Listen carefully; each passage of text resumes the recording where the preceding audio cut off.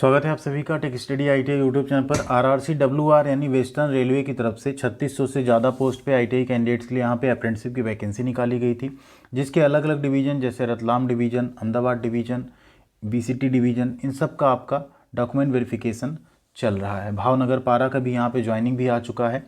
उसी क्रम में यहाँ पर अभी डीवी के लिए बुलाया गया प्रताप नगर बड़ोदरा, जो यहाँ पे आपका डिवीज़न था, वहाँ कैंडिडेट्स को यहाँ पे डीवी के लिए बुलाया गया है। तो आइए उसी के बारे में कंप्लीट वीडियो होने वाला है। यहाँ पे फिटर, इलेक्ट्रीशियन और कोपा की मेरिट लिस्ट भी हम आपके साथ शेयर करने वाले हैं।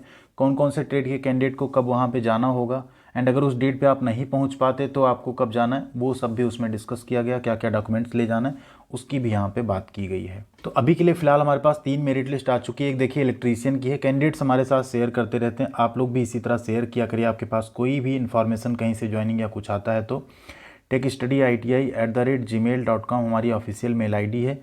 यहाँ पे अगर आप शेयर कर देंगे सब तक कोई इन्फॉर्मेशन हम पहुँचा पाएंगे।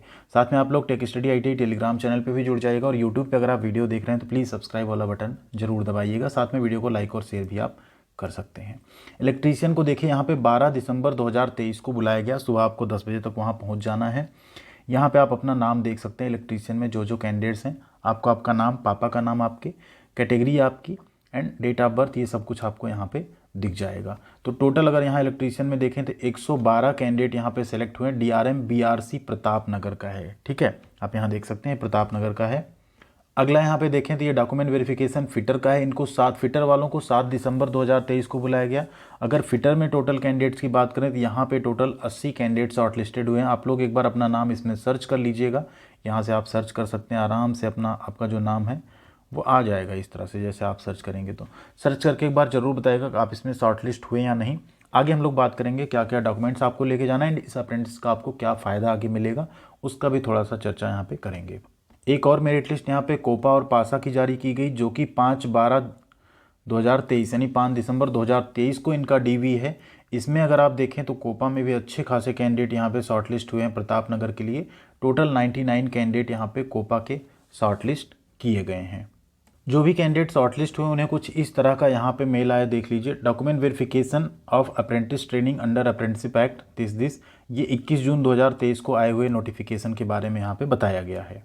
इसमें अगर आप देखें तो क्या लिखा हुआ है, dear candidate, it is to inform you that you have to attend divisional railway manager's office Pratap Nagar Vadodara division. आपको कहाँ जाना होगा? DRM office Pratap Nagar Vadodara division जाना होगा। डीवी के लिए कब जाना होगा आपको? 12/12/2023 यानी 12 दिसंबर 2023 को आपको जाना होगा।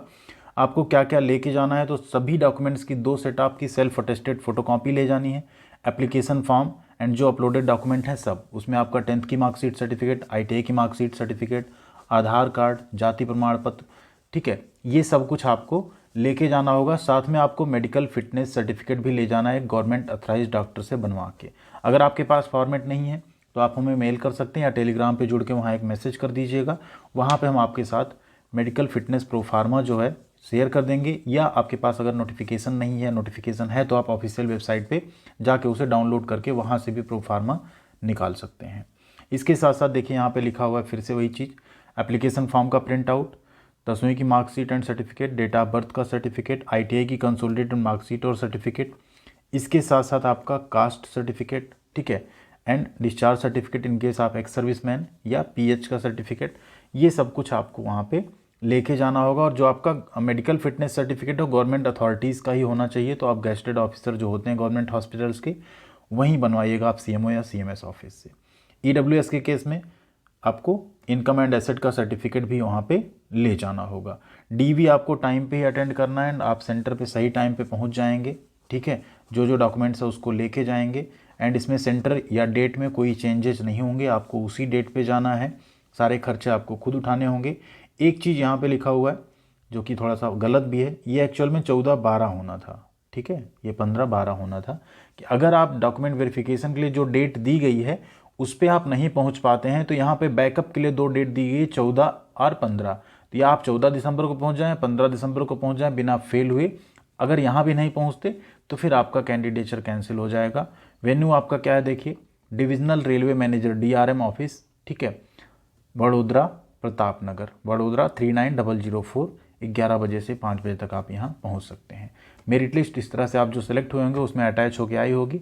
जिससे आपको पता चल पाएगा हाँ इस लिस्ट में आपका नाम है, आपको जाना चाहिए।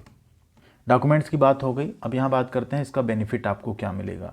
तो देखिए अप्रेंटिस का बेनिफिट आप सबको पता है, रेलवे अप्रेंटिस के 3 बड़े बेनिफिट्स जो कि आपको सबको ही बताते हैं, चौथा एक हम और बताएंगे। पहला तो यहाँ पे आपको अप्रेंटिस करने के बाद 20% ग्रुप डी में आपको कोटा मिलता है, एंड उस कोटे का फ़ायदा ये होता है कि आप 40% जो कि क्वालिफाइंग मार्क्स होता है वही निकाल कर आप ग्रुप डी की नौकरी यानी लेवल 1 की नौकरी पा सकते हैं। दूसरा आपको पीईटी में छूट मिल जाती है। तीसरा आपका सीवीटी एग्जाम में 1/3 का जो आपका अप्रेंटिस में नंबर उसका वेटेज मिलता है, एंड 2/3 आपके सीवीटी के मार्क्स जोड़े जाते हैं। फोर्थ एक बेनिफिट है जो कि आपका सभी अप्रेंटिस में मिलता है, यहाँ भी मिलेगा आपको एनएसी सर्टिफिकेट मिलेगा। इसके बेसिस पे कई सारी गवर्नमेंट जॉब आती हैं जिसमें आईटीआई प्लस अप्रेंटिसशिप मांगा जाता है, तो उन सभी में भी आप रेलवे के अप्रेंटिस के बाद एलिजिबल हो जाएंगे।